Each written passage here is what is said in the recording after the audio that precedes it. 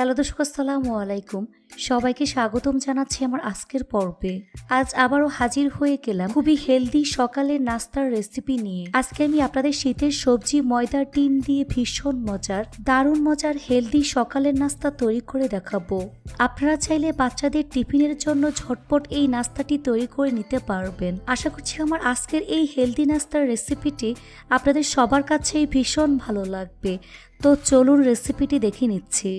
এই রেসিপিটি তৈরি করার জন্য প্রথমে একটি মিক্সিং বলে 1/4 কাপ পরিমাণ গাজর কুচি নিয়ে নিচ্ছি।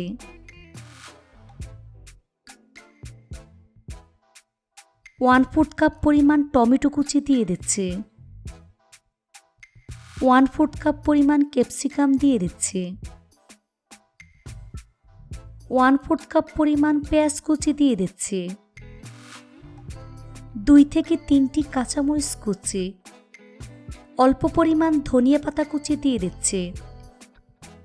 সামান্য পরিমাণ সাদা গোলমরিচের গুঁড়া দিয়ে দিচ্ছি। 1 চা চামচ পরিমাণ চিলি ফ্লেক্স দিয়ে দিচ্ছি। স্বাদ মতো লবণ দিয়ে দিচ্ছি। এবার এর মধ্যে নর্মাল তাপমাত্রায় থাকা 2টি ডিম দিয়ে দিচ্ছি। এবার সবগুলো উপকরণ হ্যান্ড বিটার দিয়ে খুব ভালো করে বিট করে নিতে হবে।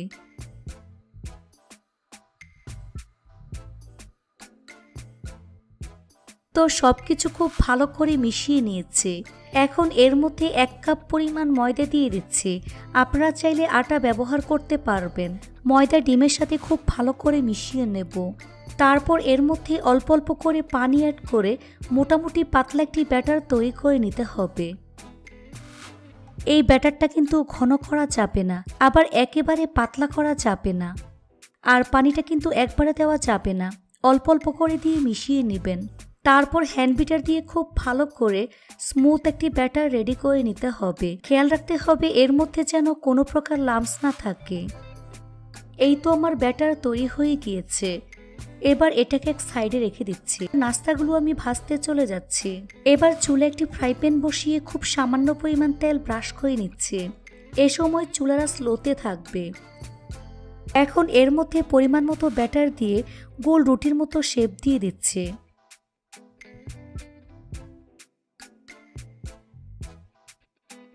আপনারা দেখে হয়তো বা বুঝতেই পারছেন কাজটা আমি কিভাবে করছি।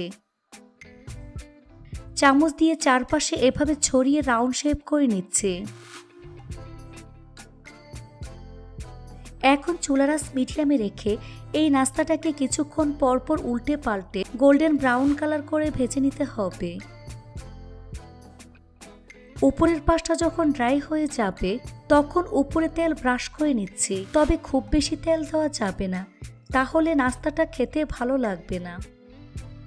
তারপর পরোটা উল্টে দিচ্ছি।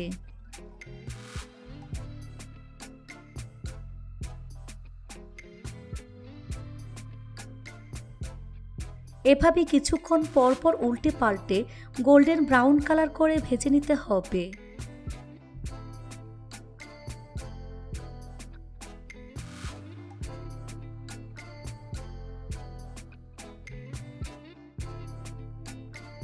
এই তো আমার সবজি পরোটা ভাজা হয়ে গিয়েছে। এখন একটি নাস্তার প্লেটে নিয়ে নিচ্ছি। এভাবে আমি সবগুলো একে একে সবজি পরোটাগুলো ভেজে নিয়েছি। দেখুন আমার সবজি পরোটা দেখতে মাশাআল্লাহ কতটা সুন্দর এবং কতটা লোভনীয় হয়েছে। খেতে কিন্তু অনেক বেশি মজার হয়েছে। একবার তৈরি করে খেলেই বুঝতে পারবেন ঠিক কতটা মজার। রেসিপিটি ভালো লাগলে অবশ্যই একটি লাইক দিবেন। চ্যানেলটি সাবস্ক্রাইব করার অনুরোধ রইল। আর আমার ফেসবুক পেজটি ফলো দিয়ে রাখবেন। আজ এখানে বিদায় নিচ্ছি। সবাই অনেক বেশি ভালো থাকবেন। আল্লাহ হাফেজ।